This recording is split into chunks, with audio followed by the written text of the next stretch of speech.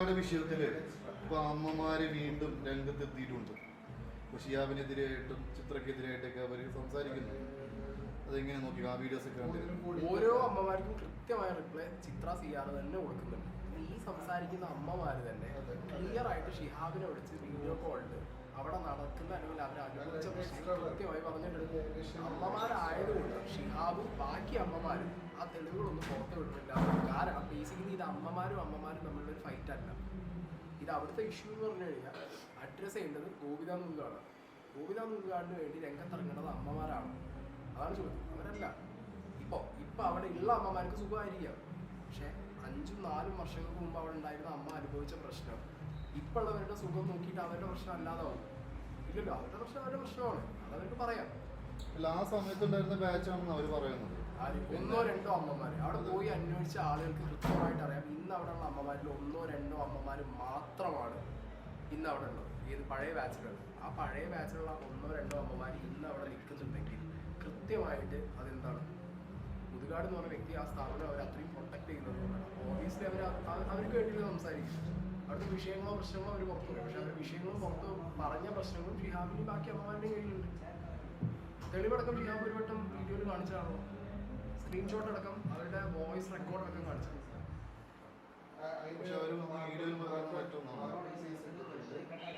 Magic പ്ലാനറ്റിനകത്തിരുന്നിട്ട് magic പ്ലാനറ്റിനെതിരെ അവർ പറയുന്നു. ഒരു common sense പറയില്ല. മാജിക് പ്ലാനറ്റ് പുറത്ത് വന്ന് കുറച്ച് കഴിഞ്ഞപ്പോൾ അവർ പറയില്ല എന്നായിരുന്നു. അതിനൊരു ഉറപ്പ് നമുക്ക് പറയാൻ പറ്റും. ഇല്ല. ഇപ്പോ ഡിബേറ്റിന്റെ ചർച്ചകൾ ഒന്നും ആയിട്ടില്ലല്ലോ. ഒന്നും ആയിട്ടില്ല. അങ്ങനെ 60 ദിവസം വീഡിയോ ഇട്ടിട്ട് ഇന്ന് മാരത്തോൺ വീഡിയോ അല്ലേ എടുത്തത്. അങ്ങനെ അല്ല, അതിനിപ്പോ ആ ഒരു സംവാദം ഉടനെ പ്രതീക്ഷിക്കാൻ അത് ഞാനല്ല പറയണ്ടത്. അതൊന്ന് ഷിഹാബ് പിന്നെ ബാക്കിയുള്ള അമ്മമാർ അവരാണ് പറയുന്നത്. ഒരു ന്യൂട്രൽ വെന്യൂ ആണെങ്കിൽ ഇറ്റ്സ് ബെറ്റർ എന്നാണ് അവരിപ്പോൾ പറയുന്നത്. ഞാൻ ഇപ്പോൾ ഷിഹാബിനെ ഉണ്ടെന്ന് സംസാരിച്ചപ്പോൾ മാജിക് പ്ലാനറ്റിനേക്കാൾ നല്ലൊരു ന്യൂട്രൽ വെന്യൂ ആണെന്നുണ്ടെങ്കിൽ കൊള്ളാം എന്നാണ് അവരുടെ ഒരു ഭാഗം. അത് എത്രത്തോളം എനിക്കറിയില്ല. അത് അവർ പറയേണ്ട കാര്യം. ഇപ്പം എൻ്റെ ഒരു റെസ്പോൺസിബിലിറ്റി എന്ന് പറഞ്ഞാൽ ഷിഹാബിനെ അവിടെ എത്തിക്കുക എന്നുള്ളത്. അത് ഞാൻ കൃത്യമായിട്ട് ചെയ്യും. അതുകൂടെ സംവാദം വയ്ക്കുകയാണെങ്കിൽ കൊണ്ടുപോകും മാജിക് പ്ലാനറ്റ് അല്ലാതെ. അത് ഒന്ന് ഷിഹാബും ഈ അമ്മമാരൊന്നും തമ്മിൽ ഇപ്പോഴും ഒരു ബന്ധമില്ല. അവർ നമ്മൾ അറിയ പോയിട്ടില്ല. അവർ ഡിഫറെൻറ്റ് ടൈമിൽ അവർക്ക് ഉണ്ടായ ഓരോ സമയത്തുണ്ടായ എക്സ്പീരിയൻസാണ് പറയുന്നത്. അവരെല്ലാവരും കൂടി ഒത്തുകൂടി ഒരു തീരുമാനം എടുത്തൊരു സ്ഥലം പറഞ്ഞാൽ ഇപ്പോൾ മാജിക് പ്ലാനറ്റ് ആണെങ്കിൽ അവിടെ, പുറത്താണെങ്കിൽ വേറൊരു സ്ഥലം. പക്ഷെ അതിനൊക്കെ ഇൻവൈറ്റ് ചെയ്യുന്നത് മുതുകാടാണ്. ഇത് ട്രിക്സ് ബൈ പാസിൽ വന്നിട്ട് നിങ്ങൾക്ക് എല്ലാവർക്കും മാജിക് പ്ലാനറ്റിലേക്ക് എന്ന് പറയുമ്പോൾ അതല്ലല്ലോ വേണ്ടേ. ശരിക്കും ഈ പ്രശ്നം അഡ്രസ്സ് ചെയ്യേണ്ട ആളുകളെ ഇപ്പോഴും ഇൻവൈറ്റ് ചെയ്തിട്ടില്ല. ആ വ്യക്തി ഇപ്പോഴും മാതൃഭൂമിയുടെ ഒരു സ്റ്റേജിൽ കയറുമെന്ന് പറയുന്നത് എനിക്കെതിരെ വരുന്ന പ്രശ്നങ്ങളൊക്കെ ആക്സെപ്റ്റ് ചെയ്ത് അതിൽ പ്രശ്നങ്ങൾ ഉണ്ടെങ്കിൽ അത് തിരുത്തി മുന്നോട്ട് പോകുന്ന. സോ ഒബിയസ്ലി പ്രശ്നങ്ങളുണ്ട് എന്നുള്ളത് അദ്ദേഹം തന്നെ അഡ്മിറ്റ് ചെയ്യുകയാണ്. അപ്പം അങ്ങനെയുള്ളൊരു വ്യക്തി എനിക്കറിയില്ല അദ്ദേഹം ഈ ഒരു വേദിയിലേക്ക് ക്ഷണിച്ചു വയ്ക്കുന്നത്. അത് അഡ്രസ്സ് ചെയ്യേണ്ട വ്യക്തി ചെയ്തിട്ടില്ല.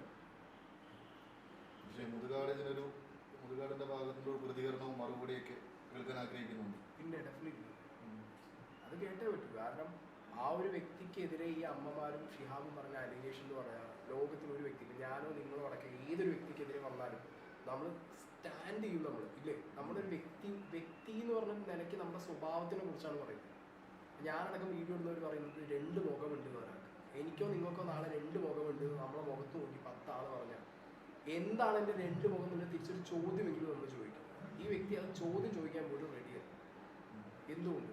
അതാണ് അവിടുത്തെ ഏറ്റവും വലിയൊരു എല്ലാവരും നോക്കേണ്ട ഒരു പോയിന്റ്. സ്വന്തം എതിരെ വന്ന ഒരു കാര്യത്തിന് തിരിച്ച് റെസ്പോണ്ട് ചെയ്യാനടക്കം അദ്ദേഹത്തിന് കൂലിപ്പട്ടാളത്തിന് വെക്കുന്ന പോലെ ആളുകൾ വെക്കേണ്ട അവസ്ഥയാണ്.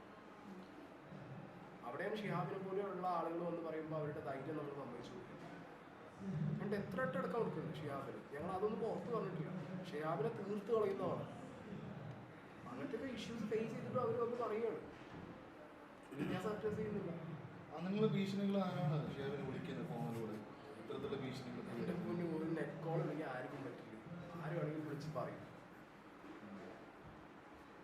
ഷിഹാബിന് പേടിയുണ്ടോ? ഞാൻ ഓബിയസ്ലി പേടിയുണ്ട്. ഷിഹാബിനോ എനിക്കടക്കം പേടി.